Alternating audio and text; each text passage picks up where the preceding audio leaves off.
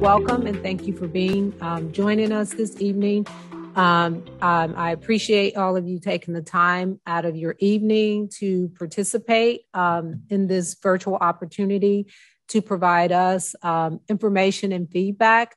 I will start by just telling you at a high level at the end of this, we will share a link in the chat for you to take a short survey focused on 6 questions that are going to will frame our discussion for tonight. So as a district, our goal is by the year 2031 for 100% of our students to graduate with the Diploma Plus. And what that means, I've learned from a couple of these. I probably need to explicitly say what that means. It's not just saying that our students are going to graduate with completing at least 1 full year of college. That's one component of our Diploma Plus goal, but it is graduating with at least 18 to 30 credit units or completion of an industry recognized certification or credential, or completion of the IB diploma program or career-related program, or acceptance into the military, or completion of a qualified internship or industry-approved project, or an approved plan for post-secondary transition. And our goal when we say Diploma Plus is for our students to leave us with more than just a diploma. A question that I was asked yesterday with the group is if it's for 100% by the year of 2031, what is the current rate for those who are graduating? And last year, 80% of our graduates graduated with the Diploma Plus. So it's something that's definitely attainable. So with that in mind, I am asking you at the end of this to take a short survey where you can tell us what are the things we're doing well that will keep us on track to meet that goal. What are some areas that we might need to make some improvements? I'm also asking you, the district, like several school districts have been awarded money through the ESSERS grant for as we go through this pandemic. And I'm asking you, how should we allocate those dollars in order to address some things over the next 3 years, because there is a time limit on how long we have to spend that money to get us on track to having 100% of our students graduate with the Diploma Plus by 2031. I'm also asking you, the vision of the district is for us to become a top 10 district. And we know that if 100% of our students graduate with the Diploma Plus, we naturally will be a top 10 district in the nation. But what are some other things that we need to do in order to achieve that? There are 2 other questions on there. And honestly, off the top of my head, I can't think of them, but somebody will tell me shortly. So I will pause. Typically at this time in the live version, you actually completed the survey, but we don't want to necessarily waste the time that we have together allowing you to complete the survey. So we'll send the survey out. And now would be an opportunity for me to respond to questions. If I have an answer, I'll definitely respond. If not, we are recording this and we'll get the information and make, if it's something specific that we need to get back to an individual, we'll do that.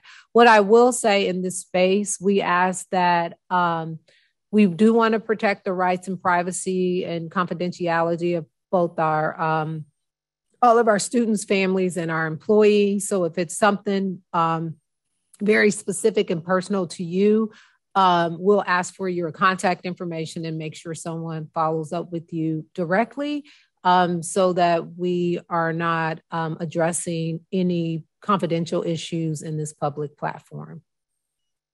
So someone is saying they can't hear the audio.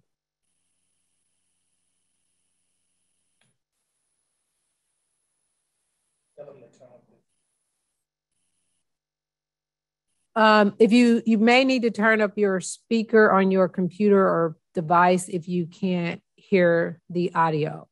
So one of the first questions that I received is, will there be a homecoming for 9th and 10th graders?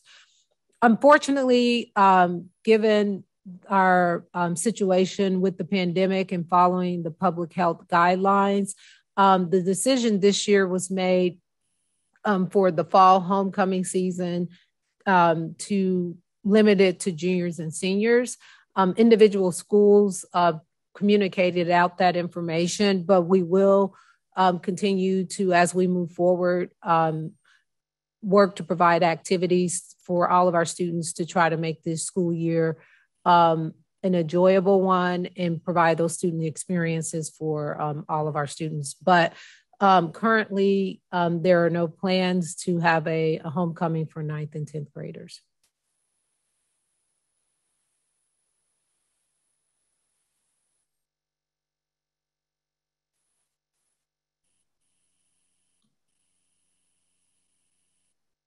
Okay, I see a question regarding, can the schools be required to do FAs and different parent interactions in the evening? It seems as Eisenhower is always over by 5, or phone conferences if you want evenings. That is some great feedback. And I do know that some of our instructional improvement officers who support our principals are on here. So we will take that feedback and work to provide opportunities to families to be more flexible around that. And so I have that information, and we'll look into that for the upcoming FA days.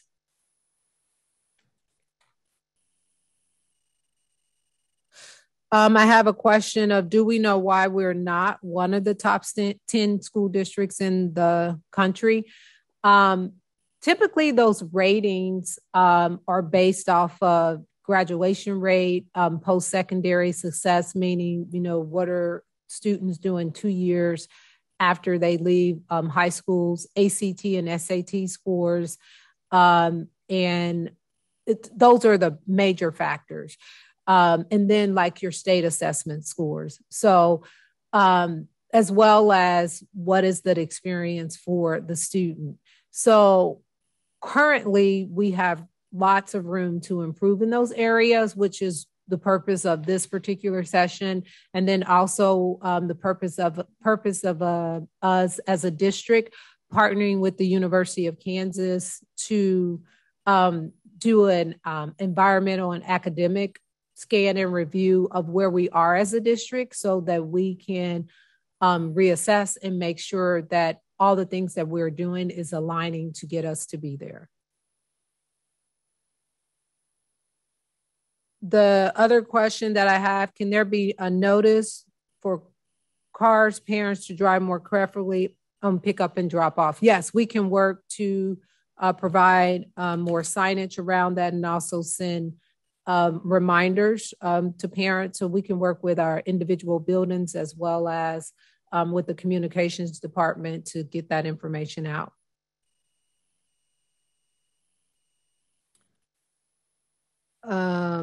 Edwin, I can't really, I'll come back to that. Why isn't tutoring or after school clubs offered at every school?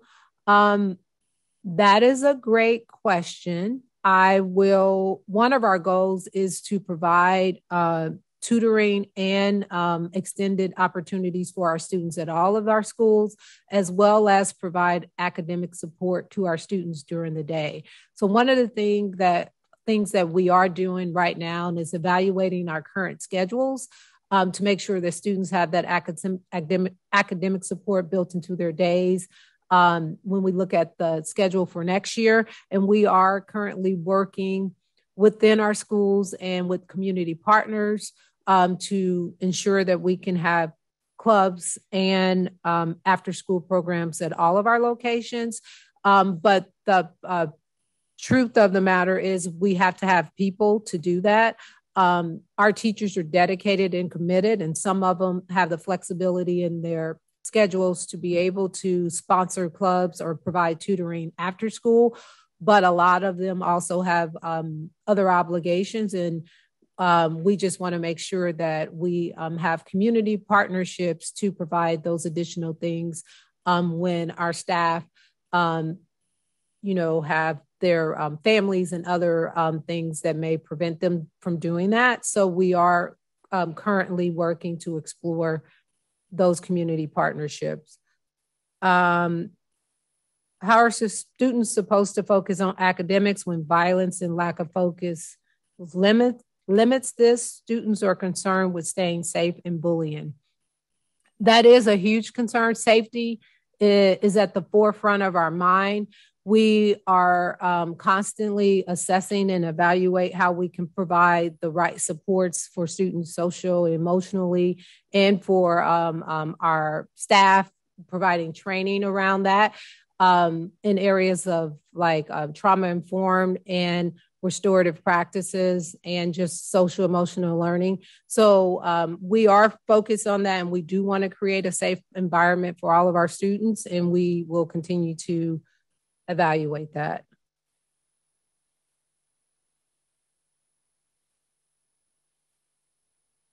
Will transportation be given back to those who live 1.5 miles from the school for safety in winter coming up? I did just have a meeting with the transportation department and the unified government for just options for public transportation. We are facing, so Carl B. Bruce, this question must be directly from that particular school. Carl B. Bruce was the only school that students were receiving transportation who lived 1.5, less than 1.5, or I may be getting it wrong. But currently we don't have the staff to do that. That decision was made before the staff shortage this year. So we are currently exploring other options to provide transportations to students. And our hope is to have something in place for students, but we're working collaboratively with the unified government, the public transportation system, and other companies that we may be able to contract with, because we have a shortage of about 20 drivers, and that's a challenge that districts are facing across the nation. And there's a shortage in every position, bus drivers, paras, teachers, food service workers. And so all of the districts across the country are navigating these challenges.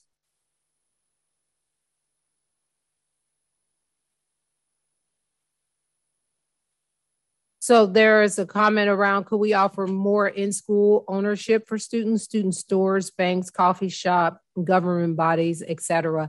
We do want to focus on offering more hands-on, engaging opportunities like this for our students. So this will be one of those things that we'll share with our curriculum department as well as our buildings directly.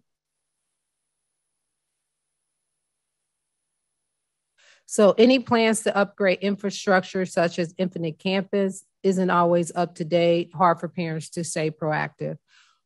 One of the things that this is great feedback because there are some minimum expectations around how often grades should be inputted and the feedback that parents should be receiving. So this is great feedback for us to evaluate what those are and progress monitor on if that is actually happening, and ensure and work to make sure that we are communicating regularly with parents.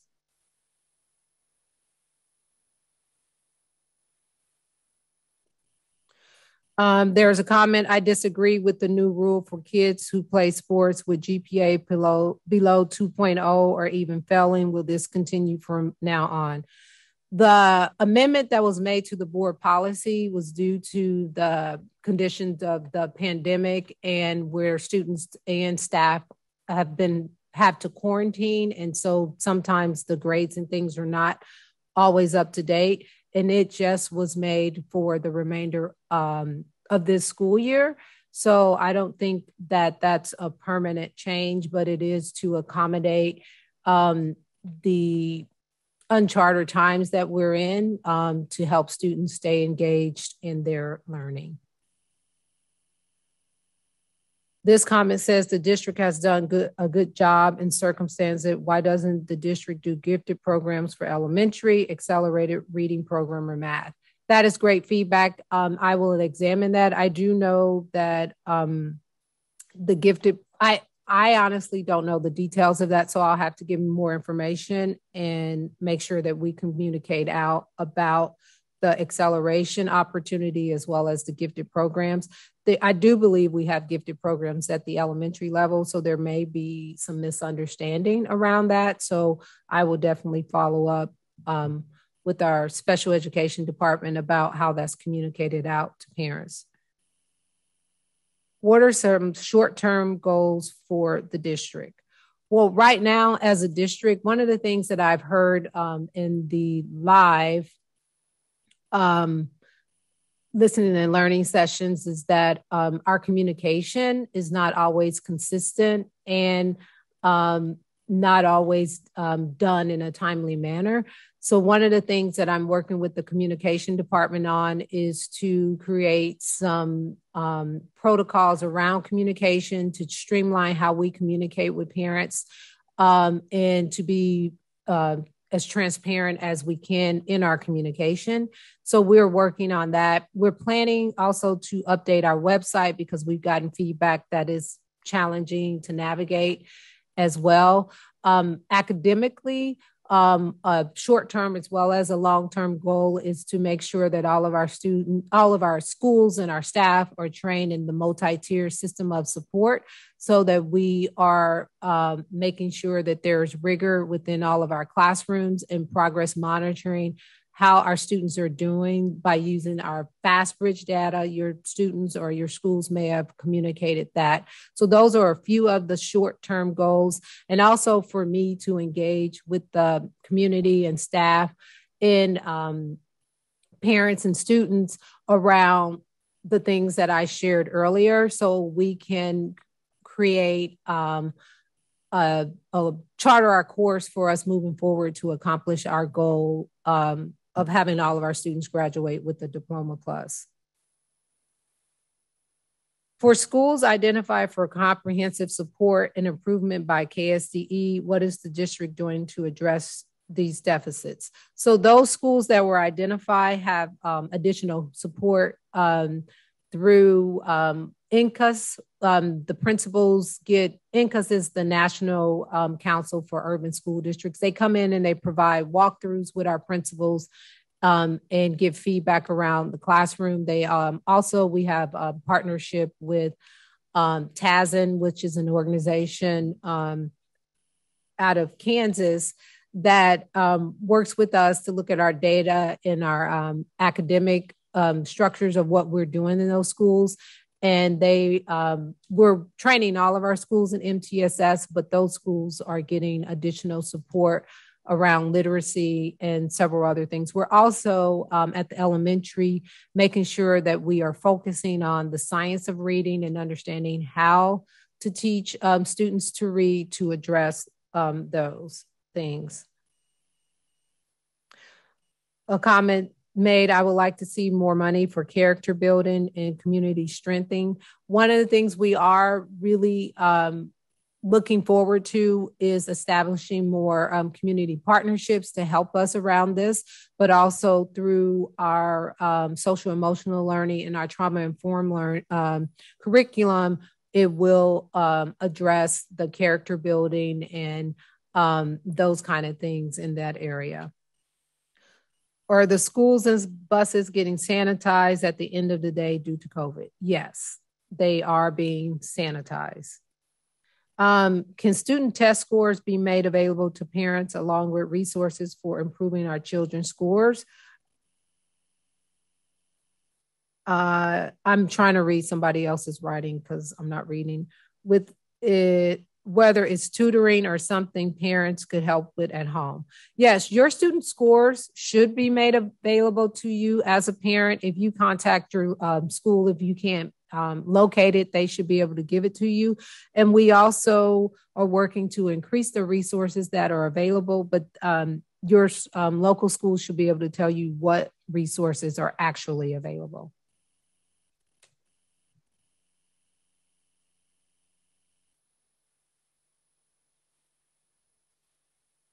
So I have a question asking about if the district will have anything to do with or teaching anything surrounding CRT. CRT is critical race theory. And currently, the district does not. It's more of a theory or philosophy. And so it's not something that we would teach directly within our schools. I know, from the Kansas State Department of Education, they've come out and shared that it's critical race theory is just that, is a theory, philosophy, and it's not a part of the curriculum. We will, however, continue to focus on diversity, equity, inclusion within the district, and also making sure that our curriculum is culturally relevant for our students. What is the reasoning behind the change to the eligibility requirements for student athletes? I did, and I'll say it again. One of the things that has come with this pandemic is students, not just athletes. The board policy is for students in both athletics and activities. But one of the things that occurs is at any time a teacher or a student can be quarantined, and in order to ensure that they have the opportunity to make up the work and continue to participate in their activities, practice and such. That's why the adjustment was made to it. But I think what has gotten lost in that conversation is the only way that the students can have that amendment to the policy is that there is a student support plan that's put in place. And with that student support plan, the students have to commit to attending study sessions, making sure that they're getting all of their work in and actually do those things. And if they don't have and keep their student support plan, they will not be able to participate in sports and activities. Also, with the Kansas State High School Athletic Association, at the end of each semester, if a student is failing, if a student is failing 2 or more classes, they automatically become ineligible at that time as well. So there are some check marks, some natural benchmarks in there for students if they don't have the correct GPA or passing the correct number of classes. So this is a comment. Someone has 2 fourth grade students in the district looking forward to Sumner High School, but might go outside the district for an advanced middle school. Ideas or suggestions? I do not. We hope that you stay with us in KCKPS. Going into the cold season, what additional health precautions are being taken? One of the things that we'll continue to sanitize and clean all of our facilities. We also will continue to remind parents that if your child is ill or have symptoms, to please communicate with your school and continue to keep them home if you think they're contagious. And then we also, in regards to COVID, recently the board passed for the staff starting in December, for any staff who doesn't have proof of vaccination on file, we will start weekly testing, and that we will be testing for COVID. So that will help us to, if someone may be asymptomatic, to make sure that they're not too exposing themselves to others, but it also will help us to keep kids in school if parents opt in. If their student is a close contact, we'll be able to test, and as long as they are negative, they would not have to quarantine, and we'll be able to continue to go into school. If a SPED student rides the bus in my neighborhood, why can't my child ride the bus also, especially if the SPED student lives across the street from me? I am not certain about that. That will be a question that I can share with transportation, but I will tell you at a high level, if a SPED student is in your neighborhood and rides the bus, there may be other students that bus is picking up, and it may not be room on the bus, but I'm not certain, but I will pass that along to transportation and get that information communicated. So all students were to be assessed for dyslexia using the FAST bridge. What does the intervention look like when a student scores at risk? How are the test results shared with parents? Depending on what it shows when a student's at risk, someone from the school should probably be working with you to talk about what the interventions are if it's your student. And then if you are wanting your FAST bridge score, you should probably, you can contact your local school directly to get that information. There is a comment saying somebody wants to commend nutritional services for keeping students fed. So thank you to our nutritional service workers. Can we get preschool food menus too? I never know what my 4-year-old ate. I will pass that along to nutritional services and food service. I'm not sure why that information is not shared. Are schools still social distancing? What will the rules be for students on the COVID-19 vaccine once it's approved? So in the state of Kansas, because we're required to have all students in person, we social distancing as far as 3 feet and 6 feet that's not something that is necessarily occurring depending on the number of students in your child's classroom. That we do have a mask requirement, and we do social distance in spaces that we have the space. But for the most part, because all of our students have to be in school, we're implementing more all of the mitigation strategies with fidelity as much as possible.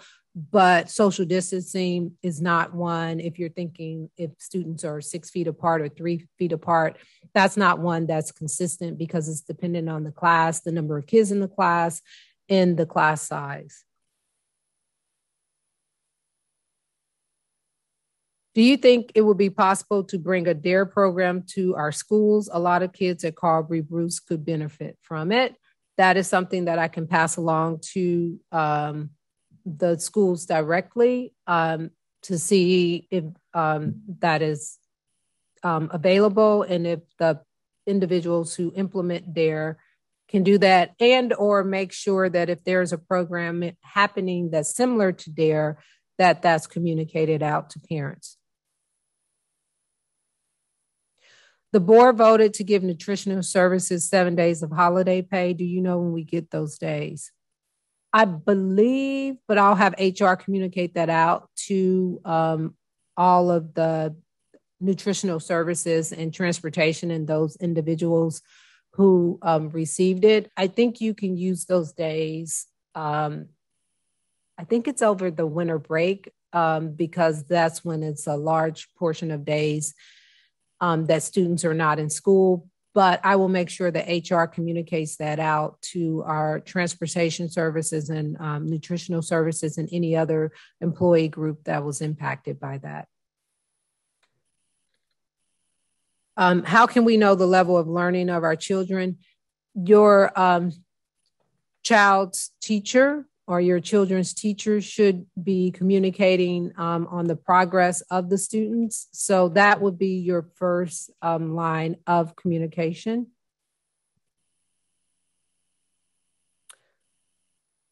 This comment says, I felt in the loop when my child was in elementary school. I recently asked for test scores and found that in one area he is at high risk, but would have never known. So a theme that I'm seeing here is we need to make sure that parents are able to access and know exactly how their students are progressing. And we probably need to make sure that we are communicating where to find how they're performing on various tests, standardized tests, our fast bridge test and others, and make sure that parents know and understand how to interpret those scores and what are we doing to support, intervene, or provide enrichments based off of those results. So thank you for that feedback.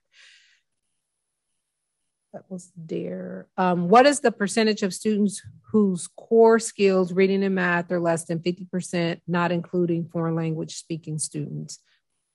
I, off the top of my head, do not know that. When you say less than 50%, are you talking about on the state assessments or just in their class? We will in the November 9th board meeting do an academic and data update on how our students are performing. So that information will be shared at that time. And then our goal is to make sure that that information is transparent on our website. Is there a priority in our district for Sumner? There's a priority in our district for all of our schools. Sumner is an academy, and you have to apply there. But I would say, me personally, and I'm speaking on behalf of the board now, our priority is all of our schools and to make sure that they have what they need to be successful. So I'm not sure if I answered that question, but we want all of our schools to perform at a high level. I would like the children to learn more about African-American history. It seems like they are not teaching kids about Black history. And that this year, or maybe a year ago, we did hire an executive director of diversity, equity, and inclusion.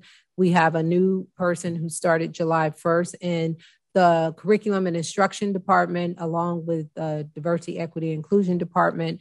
As we're reviewing curriculum and our curriculum, we are looking to make sure that it's culturally relevant for our students and adjusting where we need to make adjustments and being intentional about diversifying our curriculum. So thank you for that feedback. I will definitely share that with both of those departments. Can the district offer a night school for students who need a modified schedule, not based on long-term suspension? Thank you for that recommendation. That is something definitely we can look into as we look at what is it that our students need in order to graduate on time with a Diploma Plus. Comment about elementary school. They need more time for PE. They're only getting 15 minutes. Could they get more? One of the things we heard a comment about elementary recess in the very first listening and learning session. We are reviewing elementary schedules to build in more movement for our elementary students. So that's something that is currently being looked at around movement and activity for students in elementary, while at the same time not sacrificing the academics as well. So, but there's a balance and there's room for both. Why is it taking so long for my daughter to get a bus to school? This has been more than 2 weeks. If we should have your name, and I'll make sure that we send that directly to transportation. I can't answer that directly today. Is there a food shortage in USD 500?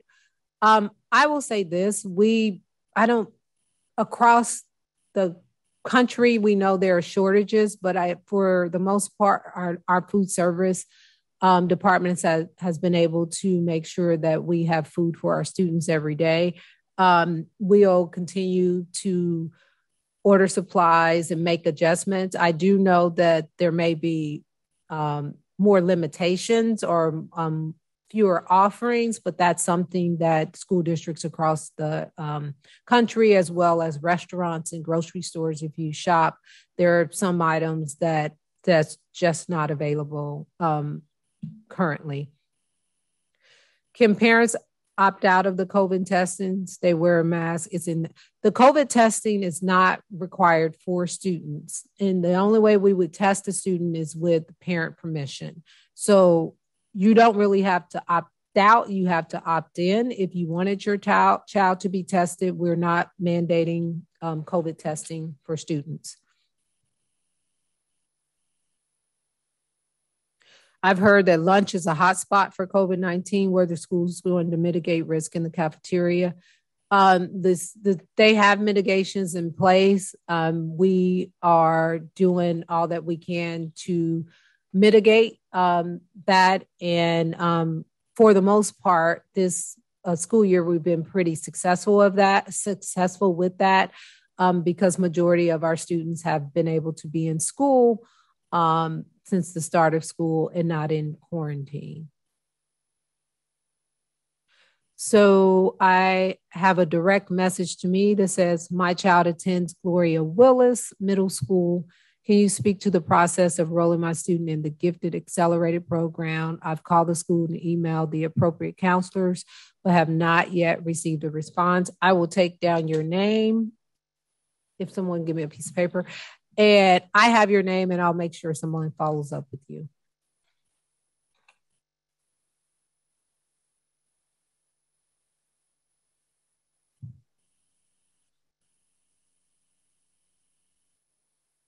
So this one about your child having a special meal diet, I will share that with the food and nutritional program.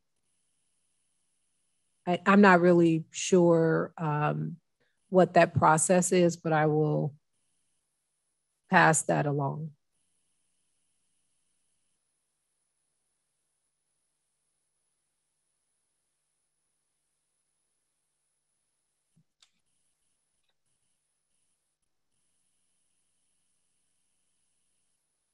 So there's a question saying the Central Middle School building is over 100 years old. Will that neighborhood get a new building?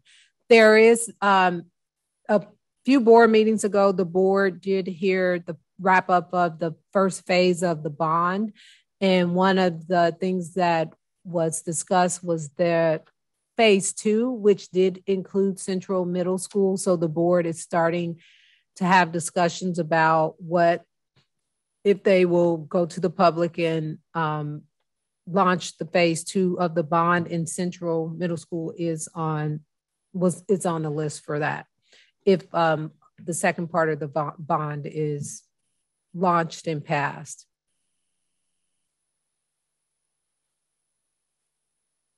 Can students be transferred to an online program due to COVID?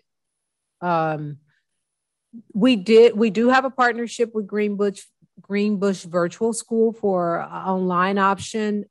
There were limited number of seats. If there are seats available, you would need to contact the student service department directly to see if there are any options. But for a while, those seats were full. There was no one on the waiting list. We were able to accommodate all the families who needed it, but that you would need to contact student services to ask about that. Or there services for children with trauma besides school counselors? There are. You can reach out to our student services department or ask your school counselor, and they can connect you to the additional resources.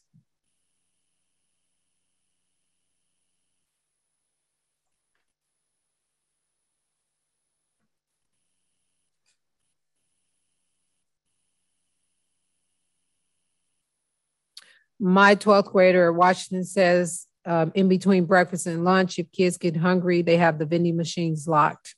I will pass that along to Food and Nutritional Services in Washington High School as far as that being a question and concern.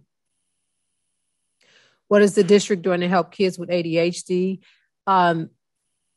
This, in general, there are supports that are put in place for those students. And if there are things that are specific to an individual student's, the teacher and the team at that particular school should be working with the family to problem solve that. And if that is not happening, you can reach out to the building principal or someone at your school. But if you still run into some challenges, you can reach out to someone here at district offices in the curriculum instruction or student services or special education department.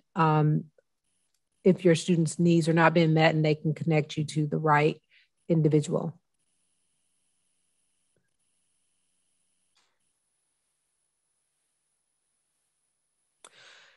There's a question saying if and when our children will be mandated by the state of Kansas to get vaccine, will more virtual schooling be available for those who do not want the vaccine? I'm not sure if that's coming from the state of Kansas. Currently, the state of Kansas has not mandated anyone to get a vaccine. So I can't speak to that as far as if that's coming or will happen. But we will, again, like we did last year, if virtual schooling is still an option, if COVID-19 continues to exist in the manner that it does, offer that option to parents prior to the start of the next school year, or if seats are available, open that back up.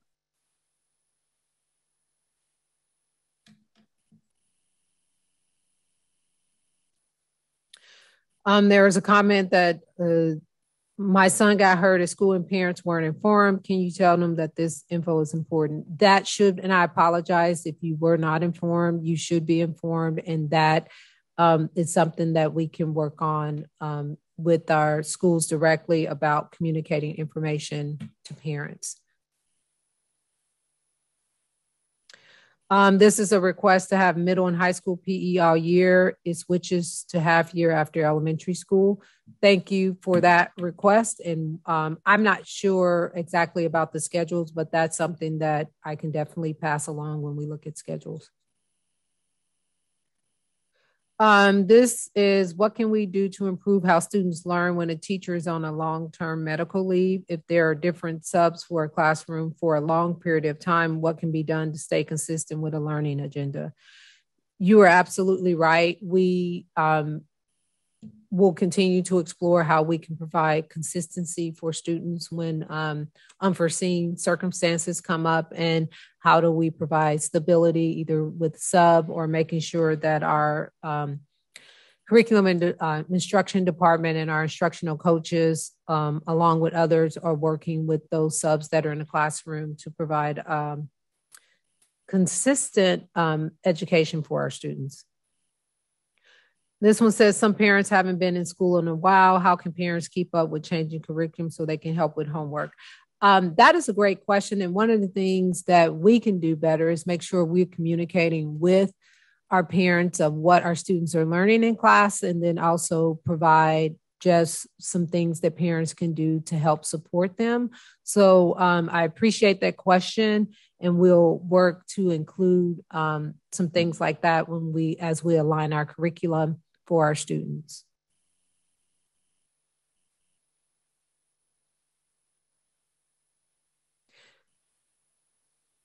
So I see when a child is tested positive for COVID-19, why shouldn't the entire class quarantine? In working with our health department, the reason an entire class would not quarantine is because they may not necessarily be a close contact, meaning that they had their mask on the entire time and the other mitigation strategies were in place. So in some cases, it has been the whole class if some mitigation strategies weren't followed. In other cases, it has not been. So we work with our local health department to determine who needs to quarantine. Why are middle school schedules all classes on Monday, Tuesday, Thursday, and Friday, and only 4 classes on Wednesday?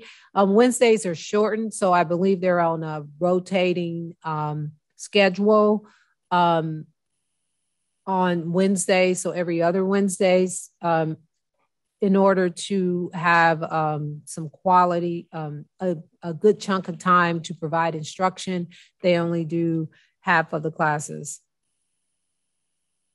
Why are all the schools held to the same standards as Sumner? Sumner is an IB school. So in order for all of the schools, as far as what we expect from our students and the performance of our students in general, I agree all schools should be held to that. But because Sumner is an international baccalaureate high school, there are some more rigorous academic things that when students and families apply to that school that they're agreeing to. around that. So that's the major difference there. But we are working towards and moving forward with making sure that our students know that even if you're not at Sumner Academy, we still have the same level of high expectations for you to do your best and to learn and grow in school as well. Is the diversity within human resources to ensure we're hiring candidates from the community who have the expertise and dedication for our community.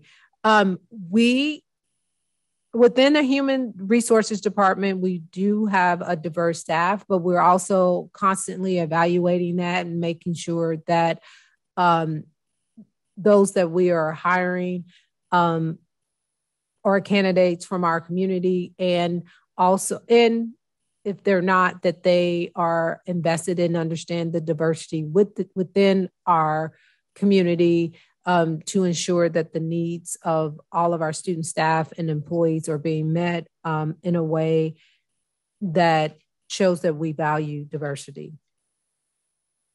Are there any school renovations planned for the district? There are currently several projects that are being wrapped up from the first bond, and we will continue to audit and evaluate our facilities to make sure that they're safe and for our students, and that we're meeting all of the regulations that we're required to. So yes, there are always renovations happening, just depending on what the location is at the time.